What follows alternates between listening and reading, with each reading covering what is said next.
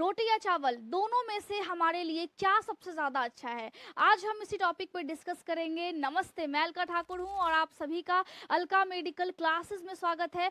और आज हम इसी टॉपिक पे अच्छे से डिस्कस करेंगे, रोटी या फिर चावल।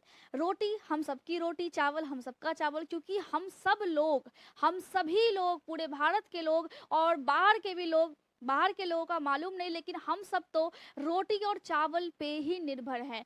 हम सब रोटी और चावल के बिना रह नहीं सकते हैं। अगर दोनों में से कोई एक चूज करने के लिए कोई भी बोल दे तो हम कंफ्यूज हो जाते हैं, क्योंकि हम दोनों को छोड़ नहीं सकते हैं। लेकिन अगर मैं एक बात बोलूं कि रोटी और चावल दोनों को कैसे खाना चाहिए, दोनों को बैलेंस कैसे करना चाहिए ताकि हमारी बॉडी बहुत सही रहे, तो उसके लिए हम यहाँ पे कुछ सीख सकते हैं, कुछ आपस में डिस्कस कर सकते हैं। और उसी चीज़ को आज हम दोनों, हम और आप, हम सब मिलकर के डिस्कस करेंगे। सबसे पहले हम बात कर लेते हैं अपनी रोटी की, हमारी रोटी की। रोटी क्या होता है? रोटी बहुत अच्छी चीज़ है जो आटे से बनती है। अब आप ये बोलोगे कि ये मुझे पता है, आगे बताओ। रोटी आटे से बनती है और वो जो आटा है वो कॉम्प्लेक्स कार्बोहाइड्रेट होता है उसमें। रोटी में अगर एक एवरेज साइज की रोटी है, आप रोटी बनाए, बहुत बड़ा नहीं है बहुत छोटा नहीं है, एवरेज साइज की अगर रोटी है, तो उसमें लगभग कितनी होती है कैलोरीज? 70 से 100 कैलोरीज उसमें पाई जाती है। और जो आपकी रोटी है वो कॉम्प्लेक्स कार्बोहाइड्रेट से बनी होती है। इसका मतलब क्या है? इसका मतलब है कि जब हम रोटी खाते हैं तो हमारे बॉडी में क्या गया? कॉम्प्लेक्स कार्बोहाइड्रेट गया। और हम सब जानते हैं कि जितना कॉम्प्लेक्स मटेरियल होगा बॉडी में जा कर के उसको टूटने में उतना ही समय लगेगा, और हमारा जो पाचन तंत्र है वो हर चीज को तोड़ तोड़ करके ही उसको अवशोषित करता है। तो यहाँ पर रोटी कॉम्प्लेक्स कार्बोहाइड्रेट की बनी होती है और रोटी में बहुत अच्छे अमाउंट में फाइबर्स भी होते हैं। इसका मतलब है जब फाइबर्स होगा या फिर जब अच्छे अमाउंट में कार्बोहाइड्रेट्स जो कि कॉम्प्लेक्स है, तो आपके पेट में जाकर के वो खाना, यानी कि जो हमारी रोटी है जो हमने खाया है, वो धीरे धीरे पचेगी और लंबे समय तक हमें भूख नहीं लगेगी। हम लंबे समय तक ऐसा फील करेंगे कि बिल्कुल पेट भरा हुआ है। आप भी शायद ऐसा महसूस करते होंगे रोटी खाने के बाद।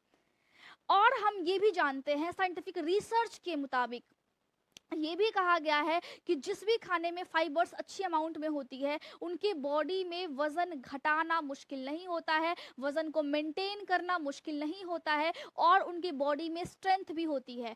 फाइबर होता है रोटी में, मतलब हम सब जो रोटी खाते हैं, और मैं तो घी लगा करके खाती हूँ, आप भी शायद लगा करके खाते होंगे, तो मुझे बहुत अच्छा लगता है। घी लगा लगा हुआ जो भी रोटी होता है मुझे बहुत ज़्यादा पसंद है, और शायद आप में से बहुत से लोगों को बहुत ज़्यादा पसंद होगा। तो रोटी अच्छी चीज़ है। रोटी खाने के बाद भूख बहुत देर से लगती है, मतलब आप अवॉइड कर सकते हो ओवर ईटिंग को, जिसकी वजह से वजन बढ़ जाता है। तो हमारा वजन नहीं बढ़ेगा अगर हम रोटी खा रहे हैं, तो अच्छी बात है ना। अब हम बात कर लेते हैं चावल की। चावल हम सबको पसंद है, चावल बहुत ज़्यादा, किसी किसी को तो इतना ज़्यादा पसंद होता है कि रोटी बहुत कम खाते हैं, सिर्फ और सिर्फ वो चावल ही खाते हैं। लेकिन मुझे पर्सनली अगर आप पूछोगे कि आपको क्या पसंद है, तो मुझे पर्सनली ज़्यादा रोटी पसंद है। इस वजह से नहीं कि मैं मेडिकल लाइन से हूँ और मुझे उसके फ़ायदे को देख करके अच्छा लग रहा है, मैं मेडिकल लाइन से हूँ, लेकिन मुझे शुरू से चावल नहीं उतना ज़्यादा पसंद है। लेकिन हाँ, अगर मैं 1 से 2 दिन रोटी खा लूँ लगातार, तो तीसरे दिन मुझे चावल चाहिए ही चाहिए, क्योंकि मैं उसको भी नहीं छोड़ सकती हूँ। और ये कंडीशन, ये सेम इमोशन आपके साथ भी होता होगा। आप न चावल को छोड़ सकते हो, ना आप रोटी को छोड़ सकते हो। तो हम बात कर रहे थे चावल की। जो चावल होता है, अगर आप 1 कप चावल को पकाते हो तो उसके अंदर 150 से लेकर के 200 तक कैलोरीज होती है। मतलब हमने रोटी में क्या देखा था? 70 से 100 कैलोरीज था, लेकिन इसमें 150 से 200 कैलोरीज है। मतलब रोटी से कैलोरी तो ज़्यादा है। रोटी जो है वो कॉम्प्लेक्स कार्बोहाइड्रेट की बनी होती है, उसमें जो कंपोनेंट्स होते हैं, लेकिन चावल सिंपल कार्बोहाइड्रेट का बना होता है। तो भैया चावल जो है वो बहुत सिंपल है स्वभाव में, ठीक है। लेकिन सिंपल होने की वजह से एक फ़ायदा चावल को होता है कि वो जल्दी पच जाता है, लेकिन नुकसान हमें होता है कि जब चावल जल्दी पच जाता है तो पहला, हम ओवर ईटिंग करते हैं, और दूसरा, जब भी कार्बोहाइड्रेट बॉडी में पचता है तो वो ग्लूकोज में टूटता है। बॉडी का ये सिस्टम है, वो हर चीज़ को तोड़ेगा, तब जा कर के वो अपने में अवशोषित करेगा। तो कार्बोहाइड्रेट जो कि सिंपल कार्बोहाइड्रेट है चावल में, वो टूट गया और वो टूट करके ग्लूकोज बन गया और आसानी से बहुत तेजी से आपकी बॉडी में एब्जॉर्ब होने लगा। उसकी वजह से अचानक से ब्लड का जो ग्लूकोज लेवल है वो स्पाइक कर जाता है, मतलब ऊपर की तरफ चला जाता है, जिसकी वजह से अब यहाँ पे आपके पैनक्रिया जो भैया है, जो आपके पेट में है, पेट में मतलब आपके डाइजेस्टिव सिस्टम में है, पैनक्रिया जो कि आपके लीवर के लीवर बोलो जो कि आपके स्टमक के नीचे होता है और लीवर के इस साइड होता है, फ्रंट में होता है। मैंने आपको बताया भी था, आप डायग्राम में देख सकते हो। आपका जो पैनक्रिया है वो इंसुलिन निकालने लगता है, क्योंकि अगर आप चावल ज़्यादा खाओगे तो एक नुकसान आपको ये होगा कि चावल आप ज़्यादा खा रहे हो, बॉडी में ग्लूकोज ज़्यादा बन रहा है। अब आपकी बॉडी में ब्लड शुगर का जो लेवल है वो एक तय है, वो सीमा तय है, लेकिन आपने बहुत सारा चावल खाया है और बहुत सारा ग्लूकोज बन गया है। तो बॉडी का एक सिस्टम काम करता है जो आपके ब्लड के ग्लूकोज लेवल को कंट्रोल करता है, मतलब एक गार्ड है यहाँ पे जो ब्लड के शुगर को कंट्रोल कर रहा है, और वो जो गार्ड है वो है आपका पैनक्रियाज। ये जो पैनक्रियाज है वो निकालता है इंसुलिन, और जब इंसुलिन जब इसको ज़्यादा निकालना पड़ता है तो यहाँ पे होता है कि यहाँ पे थोड़ा सा मशक्कत करना पड़ता है आपके पैनक्रिया भैया को, क्योंकि आपने एक्सेस चावल खाया है। तो एक्सेस इंसुलिन जब निकलेगा तब जाकर के वहां पे न्यूट्रलाइज होगा। क्या होगा न्यूट्रलाइज? आपका ब्लड का ग्लूकोज लेवल, क्योंकि वो ज़्यादा नहीं होना चाहिए वरना आपको बहुत सारी प्रॉब्लम्स का सामना करना पड़ सकता है। आपके हाथ और पैरों में ऐंठन भी हो सकती है, व्यक्ति ज़्यादा ब्लड शुगर होने की वजह से कोमा में भी चला जाता है। तो यहाँ पर एक रिस्क ये बढ़ता है कि जब आप ज़्यादा चावल खाते हो तो उस कंडीशन में आपकी बॉडी में शुगर लेवल ज़्यादा हाई होता है, इसीलिए डायबिटीज़ वाले लोगों को चावल खाने की मनाही होती है और कम चावल खाने की सलाह दी जाती है। समझ में आया? रीज़न क्या है? चावल अच्छा है, लेकिन चावल हद से ज़्यादा अच्छा बिल्कुल नहीं है।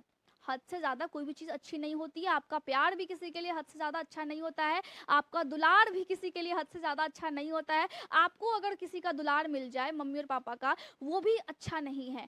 आपको बहुत ज़्यादा कुछ चीज़ मिल जाए, आपको उसकी वैल्यू रहेगी ही नहीं। ये हम सबके साथ होता है, मेरे साथ, आपके साथ, हम सबके साथ होता है। ये नॉर्मल ह्यूमन नेचर है। तो बॉडी का जो ह्यूमन नेचर है वो अंदर भी वही है। अंदर अगर कोई चीज़ ज़्यादा है तो वो अच्छी बिल्कुल नहीं है। तो यहाँ पे हमने ये देखा कि इंसुलिन जब ज़्यादा निकलती है ग्लूकोज को न्यूट्रलाइज करने के लिए, तो इंसुलिन एक काम करती है, पैनक्रिया एक काम करता है। ये जो इंसुलिन जो निकाल रहा है वो आपके सभी कोशिका में उस ग्लूकोज को स्टोर कर देता है, जिसकी वजह से फैट की अमाउंट ज़्यादा हो जाती है बॉडी में। अगर आप ज़्यादा चावल खाओगे तो आप फैटी हो जाओगे। हमने सब कुछ तो बात कर लिया। यहाँ पे एक टर्म आता है ग्लाइसेमिक इंडेक्स यानी GI। अब ये जो ग्लाइसेमिक इंडेक्स है ये क्या होता है? वो एक तरीके से आप समझो कि एक मापदंड होता है, एक स्केल होता है, जिसमें ग्लाइसेमिक इंडेक्स किसी भी खाने का अगर कम हुआ तो बहुत अच्छी बात है, ज़्यादा हुआ तो वो आपके ब्लड के शुगर लेवल को बढ़ा देता है। वैसे ही अगर हम देखें रोटी का, क्योंकि यहाँ पे हम रोटी और चावल की बात कर रहे हैं, तो जब हम रोटी का देखते हैं तो रोटी का 40 to 45 होता है या 45 to 55 होता है, ठीक है।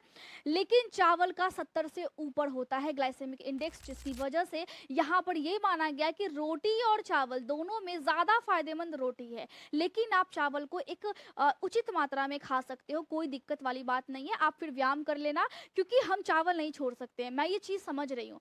तो आप क्या कर सकते हो, आप उसका पोर्शन निर्धारित कर सकते हो कि हाँ मैं इतना खाऊंगा एक दिन में और इतना मैं व्यायाम करूंगा, ताकि आपकी कैलोरीज बिल्कुल बर्न हो जाए। तो आपको ध्यान रखना है कि जब भी ग्लाइसेमिक इंडेक्स देखना है तो जिस भी खाने का ग्लाइसेमिक इंडेक्स कम होता है वो खाना बहुत अच्छा होता है। जैसे कि बाजरे की रोटी, बाजरे की रोटी की ग्लाइसेमिक इंडेक्स बहुत अच्छी होती है। लेकिन चावल का ज़्यादा है, जब आप चावल ज़्यादा खाओगे या फिर जब जिसकी भी ग्लाइसेमिक इंडेक्स ज़्यादा है जिस भी खाने की, तो आपकी बॉडी में फैट होने की संभावना उतनी ज़्यादा बनती है, क्योंकि वो जो चीज़ें हैं वो आपके बॉडी में एज अ फैट के रूप में जमा हो जाती हैं। तो ग्लाइसेमिक इंडेक्स को देख करके आप अपने खाने को खा सकते हो, लेकिन मैं ये आपको बिल्कुल नहीं बोलूँगी कि आपको चावल बिल्कुल छोड़ देना है। सभी चीज़ें उचित मात्रा में खाइए, बॉडी को स्वस्थ बनाइए, ठीक है। लेकिन यहाँ पे एक और दिक्कत होता है कि आप ब्राउन राइस भी सुने होंगे, ब्राउन राइस भी बहुत से लोग खाते हैं, बोलते हैं बहुत अच्छी है, बहुत महँगी भी है, मैं तो नहीं खाती। आप खाते हो या फिर नहीं खाते हो, कमेंट करके आप मुझे बताना। ब्राउन राइस भी रोटी से अच्छी नहीं होती है, मतलब रोटी के कंपैरिज़न में उसका भी जो कैलोरीज़ है वो थोड़ा ज़्यादा होता है। तो सबसे अभी बेस्ट जो है वो रोटी ही चल रही है। मैं ये भी नहीं बोल रही हूँ कि आप सिर्फ़ चावल खाओ, आप सिर्फ़ रोटी खाओ। हो सकता है कि कुछ लोगों को चावल ज़्यादा खाने की ज़रूरत हो। मतलब ये है कि आपके डाइट हेल्थ यानी डाइट गोल क्या है आपका, उस पे डिपेंड करता है कि ज़्यादा आप रोटी खाओगे या ज़्यादा आप चावल खाओगे। लेकिन अगर देखिए प्रोटीन, फाइबर या फिर जो ग्लाइसेमिक इंडेक्स है उसके दृष्टिकोण से तो रोटी अभी आगे है। अब आप नेक्स्ट टाइम में अगर आप अपने प्लेट को भर रहे हो तो आप ये सोचो कि आपके बॉडी के लिए ज़्यादा क्या अच्छा है, रोटी या फिर चावल। अब तो आप बिल्कुल कंफ्यूज नहीं होंगे कि आपको दोनों में से क्या पसंद है, क्योंकि हमें दोनों पसंद है, मुझे दोनों पसंद है और हो सकता है कि आपको भी दोनों पसंद हो। लेकिन उसका जो पोर्शन है वो बिल्कुल उचित अमाउंट में रखना है, ये हम कर सकते हैं। तो मैं उम्मीद करती हूँ कि अब से आप अगर कुछ भी खाएंगे तो आप थोड़ा सा अपने हेल्थ कॉन्शियस होकर के ये सोचेंगे कि हाँ, ये चीज़ मेरे लिए अच्छी है या फिर बुरी है। मिलते हैं फिर अगले दिन 4 बजे, और आपको कुछ भी डाउट होता है तो आप Alka medical classes Telegram group है, वहाँ जाकर के आप सवाल को पूछ सकते हो, आप यहाँ पे कमेंट भी कर सकते हो। और साथ ही साथ लाइव लेक्चर्स 8 बजे रात में आती हैं यूट्यूब पे ही, बिल्कुल फ्री हैं, आप उसको ज्वाइन भी कर सकते हो। Thank you so much.